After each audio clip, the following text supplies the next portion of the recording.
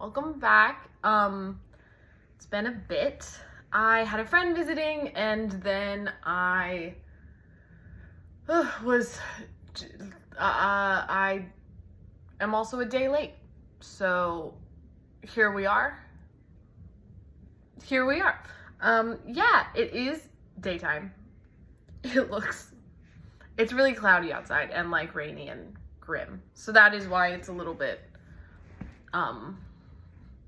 dreary looking, but we're all golden. So yeah, it's been 2 weeks and a little bit more. You would think that my book intake would then reflect that there would be more. You'd be fucking wrong, because no. I had my friend in town, which was so great, and I love her so much, and then I didn't read very much while she was here, and then I kind of struggled to pick it back up whenever she had just left. So I have a lot. This channel is really important, to be honest with yourself. And it's a safe space. We're gonna be fine. Not every book is gonna be a winner, and I'm not gonna finish every book, and that's okay, and that's gonna be fine. So, in terms of books that I'm returning to the library today, so they won't be featured, sorry to these books, they're fine. One of them is Someone Who Will Love You in All Your Damaged Glory, which is like a short story collection. It was not for me, and that's totally fine. It's a really good book for someone who's not me, and that's completely okay. That's it. That's all I have to say about that one. That's totally fine. Okay, I also have really good, actually. Here's the thing about this book. I think it's maybe not for me at this moment. I didn't get that far into it. I am only on page 74. And I think the writing style is like really, really fun. But I thought it was gonna kind of be like a girl who's like really messy and like fun and not lighthearted, but like a little bit more, I don't know. I think I just expected something different than what this book was. So then when it actually was the book, I wasn't as interested in it, which is like not the book's fault and is my fault, but it just wasn't. I'm gonna come back to it at a later point, but it is from the library, so I'm gonna return it and then just take a note of it and then maybe try it again in like 6 months. But yeah, it was just a little bit like, it was a little bit sadder, which is totally fine. But yeah, it's about a woman who just got recently divorced. And again, I only read the beginning. Not the beginning, the first 75 pages. And so I was like, oh, a lot of it is still her really like reeling from the divorce and still just being like, sorry, little burp. She can't get out of bed. She's like ordering delivery all day long, which is like completely fine. And like her ex-husband's dating someone new. Like, she's in debt. Her job, she can't go to her job. She's like, and I wanted it to be more what I think the rest of the book is, where it's like very like more hijinksy, I guess, and more like, oh, so I didn't know what I wanted to do, so then I became a delivery person for like 3 weeks or something. Like, I wanted it to be a little bit more active, and it was just a little bit sad, which is completely fine. I will say where I ended, she had just fucked her ex-husband's best friend, and I was like, yes, like that was the energy I wanted. But by that point, I think I just kind of run out of patience with the book. And so I think I just was a little bit like, I think I'm done with this. And I will say, like, I didn't sit down and read all of this. I was reading it on the subway to work and during my break, and then like on the subway home. And this was when my friend was in town. But like, I never was like at work and was like, oh my God, I can't wait until my break because I want to know what happens with that book. It was more just like, oh, my break is here. Like, I should really read that book. Okay. Like, and so I just I have something, anyone who watches these videos, which is no one, which is completely fine, will learn, which is like, I don't have patience for books that I don't want to read. Like, I'll push through to a certain extent, but after a point, if you have not hooked me, it's not a good fit. And like, there's so many books in the world, and I want to read something else. Like, and I feel that with shows as well. I'll bail on a TV show. I'll watch 7 seasons of a show, and then there'll be 10, and then like I'll get 7 seasons in, and then the show will get boring, and I'm like, no, and then I'll never finish it. Like, I just don't have patience for shit that like you have to work through to get to a certain, I think I can kind of deal with if someone's like, the show gets, or like the book or the show gets really good after a certain point, then I'm like, okay, I'll make it to that point. But if it's where it's supposed to have gotten good and I'm not enjoying it, like, I don't want to read it anymore. Like, I don't have the patience. Patience is a virtue, and I don't have it. In the vein of another book I did not finish, we got Babel, which here's the thing about Babel. I'm 128 pages in. I think the idea for this book is so fucking cool. I think it's so cool. And I just wish I think it was a little bit faster paced. Like, I'm 129 pages in, and it just feels like it's just now beginning, which is completely fine because it's like a longer book. But I want to feel more like I'm on the ride. Like, I don't, if I'm reading a book and it's just doing like for too long, I want to feel like the book has begun, and I keep not feeling like the book has begun. But I think the idea of it is so interesting. I think the writing is so cool. And I like the idea it's about like this magical world, and where British professors, Oxford professors, are kind of adopting or taking in kids from countries that need help or whatever. They're not kidnapping, but they're sponsoring children to speak all of these or they speak a language that isn't English, and then they also speak English because they've like sponsored them or whatever. And then they teach them like Greek and Latin, and then they send them to Oxford because the way that the magic works in this world is it's like based in these silver bars, and you kind of use it by language. Like you use the bar by speaking certain, like, if I might be getting this super wrong, by the way, if no one's watching this, if anyone has read Babel and wants to talk about it, perfect. But like, it's doing a terrible job. It's fine. There's if there's a silver bar and I want to disappear, I would say like disappear in English and then in another language, and then it would disappear. And so a lot of it too is kind of about like, capitalism and colonizing worlds that are completely fine.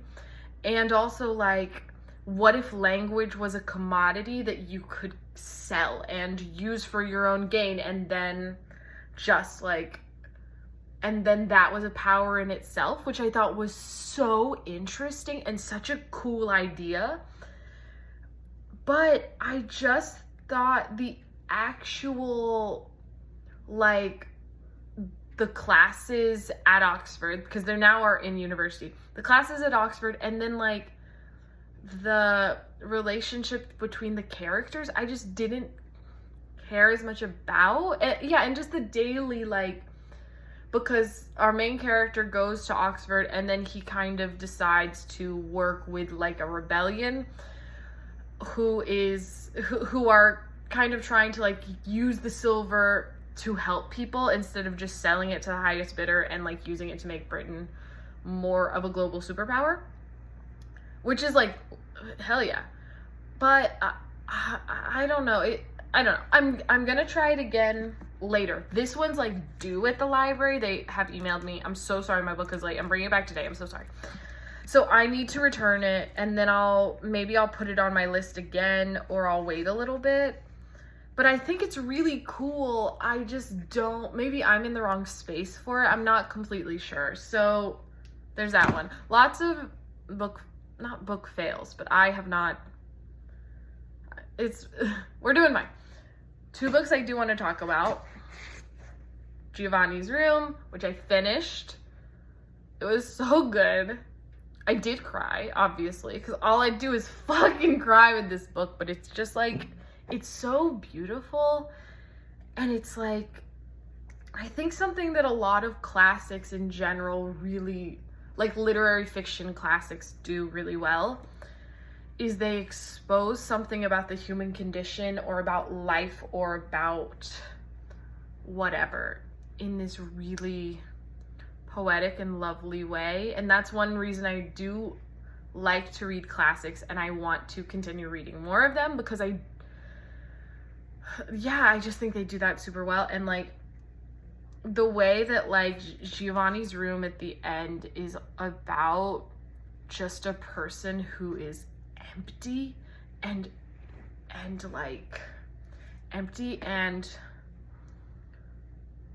just a shell of a person, and is so afraid to love someone and let someone in, but also is so lonely and is so afraid of their own sexuality,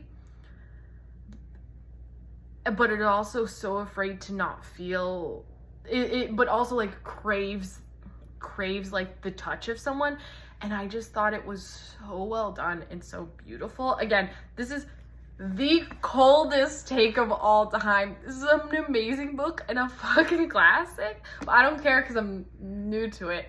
But I just thought it was so beautiful and so heartbreaking. I do want to make a correction, because in my last few videos, I think I said like it's difficult because being homosexual is a sin. Is not a sin. Oh my god, I'm so sorry. No, it is against the law, and it was in America at the time, but not in Paris, which is where the book takes place. But our main character David is American, and at one point he's like, it's illegal, and Giovanni's like, fucking nah, brah. That is not how they talk in the book. He's like, no, not here. And he's like, well, it is in America. And he's like, well, we're not in America. And I was like, I'm an idiot. They're in Paris. Of course it's not illegal to be gay. Like, obviously. But I just thought it was so great. I would recommend it so highly. I will read more of James Baldwin, because like it just pierced my heart in every way, and it was just like so stunningly beautiful. And I had a great time. So I had a great time just having my heart bleed out all over, and there we go. But it was just really great. And it was, it obviously takes place in the 50s, but like it really does also speak to the modern age in such a way that like makes you aware that the human condition never changes, and also so aware that like society hasn't changed as much as we wish it had either. And so really liked it. Totally would recommend. Love it. And then I read this one, The Silence of the Girls. I read it in one day. I started it yesterday and I finished it yesterday. Clearly couldn't put it down. I started it on the way to work yesterday, and then I read it during my break, and then I came home and just read it the whole rest. Like I got off work at like 7-ish, and then like that's what I did yesterday. And I loved it. Literally, I'm going to the library right now because the second book in this, I didn't realize it was a series, but it is a series. The second book is available at like not my normal library, but one like a little bit farther away. So I am gonna walk there. It's fully raining. I don't care. So I'm getting that one, and I believe that one's called The Women of Troy. So I'm really excited. This one is about, I guess I'll tell you what it's about. So this one is about, it's about a character in the Iliad who is obviously, I believe, mentioned by name. I haven't read the Iliad in a while, But the Iliad begins with Achilles and Agamemnon, and they are fighting, in-house fighting with the Greeks.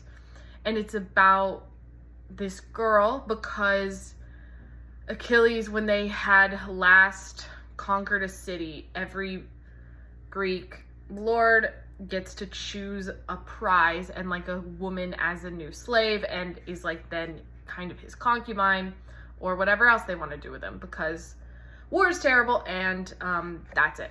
So this woman is chosen as Achilles' prize, and then Agamemnon, his prize, he chose a woman who was the daughter of one of the priests of Apollo.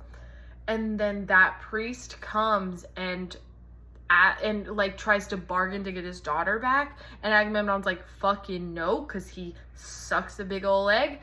And then the priest curses all of them. So then all this plague comes to the Greek camp, because Apollo is the god of plagues, other things as well, but plagues, and like rats and all that jazz. So Agamemnon gives his girl up, but because he's a little bitch baby, he's like, Achilles is like, dude, give up your girl, we're dying. And Agamemnon's like, how about you give up your girl? So then he publicly takes the girl Achilles has chosen and takes him for himself.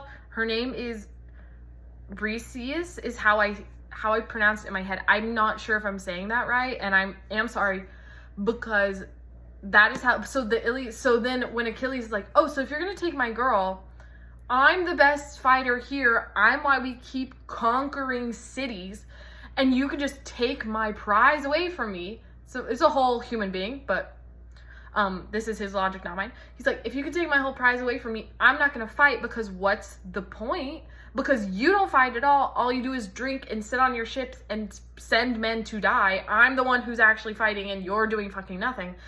And so Achilles then refuses to fight. I believe it's for like 10-ish days. I'm not exactly sure. I'm doing great. He refuses to fight, and then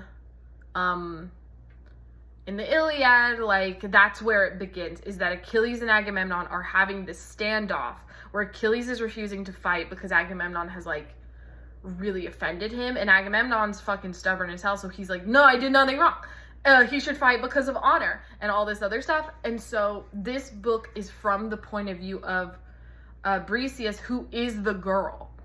And so I just thought it was amazing. I read a lot of these like feminist retellings of mythology because I love mythology and I love women and I'm a feminist, so here we go.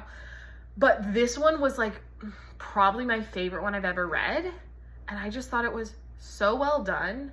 And it also did a really good job of like, God, it was just so articulate, and just like the way that it talked about the real tragedy of war, I thought was so stunning. Like, there's this moment in the Iliad, there's a lot of like, and then Achilles kills 60 men. First he kills so-and-so, then he kills so-and-so, then he kills so-and-so, then he kills so, and it's like this huge, it's a lot, because Achilles kills a lot of fucking people. And she does, Pat Barker. I was about to be like, I assume it's a woman. There's fully a picture of a woman on the back. We're fine. But she does that as well, but it's like, so Achilles kills, and she names all these people, and then she tells them how they died, how he fully kills them. It's a battle. And then she's like, I know it doesn't, when there's so many names, you lose the personality. And then she tells like a story about each person who died, but it's like from the point of view of their mother or something. And so it's like, this man died. I would give more of a shot at their names, but I know I'm going to say them wrong. So I'm just going to say like, this man died from a spear through the head or whatever. And the way and my memory of him is like, his mom told me that at 6 months old, he never crawled or like tottered. He just stood up one day and walked. And she had to hold his hands and walk him around because he was so mobile, and he was just like stood up and then was walking. And it's like little stories like that that just really bring a humanity to this this epic poem. I get epic, what, myth that the Iliad is, of like so many people died, and you do kind of get numb to it after a little bit. And so it was just beautiful and stunning. And there's a moment in the book where Priam, who is the king of Troy, comes to Achilles because Hector, his son, has been killed by Achilles. And he comes to Achilles and he's like, I'm due what no man has ever had to do, which is kiss the hand of the man who killed my son. And it's this very, very moving moment, obviously, because Priam is an old man. He knows that he's gonna lose this war now because Hector is dead, and he was the greatest, and like the greatest of the Trojans in terms of battle. This is the whole thing. So it's this really moving moment. But then Briseis says, like, she thinks to herself and she's like, you are doing what no man has ever had to do, which is kiss the hand of the man who killed your son. And I'm doing that's what so many women have had to do, which is like spread my legs for the man who killed my whole family. Because she watched Achilles conquer her city and kill her father and all of her brothers. And it's like such a moment that like so much of war epics are about the men, which is not news, but like are about like, I've had to do this thing that no man has ever done. And you're like, oh my God, that's so moving. And then you're like, every woman is doing so much. And like, that's not even mentioned. And it was just so well done. And I really loved it. I'm going to get the second one at the library today because I could have put it on hold and then they could have like brought it to the library closest to me. And I was like, no, I need it now. I'll go there because I'll be quicker. I'll go there today. So I really, really loved this. I just really love this. I thought it was so great. And I'm really excited to see what she does next. So yeah, those are the two that I really have to talk about. And then I only have 2 more from the library. Working through it. So I have the 7 Moons of Mali Almeida. So I'm excited about this one. It's like kind of a magic mystery one, which I think will be really fun. And it's like I think it says it's a thrilling read that offers equal parts mordant wit and disturbing profound truths. And I was like, hell fucking yes, sign my ass up. And then again, always late to the game, I'm Glad My Mom Died by Jennette McCurdy, which I don't read a lot of celebrity memoirs, but everybody said this is like the gold star of celebrity memoirs and that she really killed the game on it. And I believe them, and I want to read it because I love good writing. And like, I know it's late and all of the like tea that was exciting has already been on the internet for like 2 years or whatever, but I don't care. And I want to read the book. So yeah, those are the ones I'm reading this week, along with The Women of Troy, which I'm going and getting today. So yeah, that is the next week's plan. Oh, I also started a Goodreads account because it just picks up where these videos start. So it says I've read like 7 books in my life, which is fine. But I really wanted just like a record of everything I'm reading here, and I thought it would be really fun and cute. So I'll link that in the description. If anyone has watched this, hi and welcome. And yeah, I'll see you next week. Bye.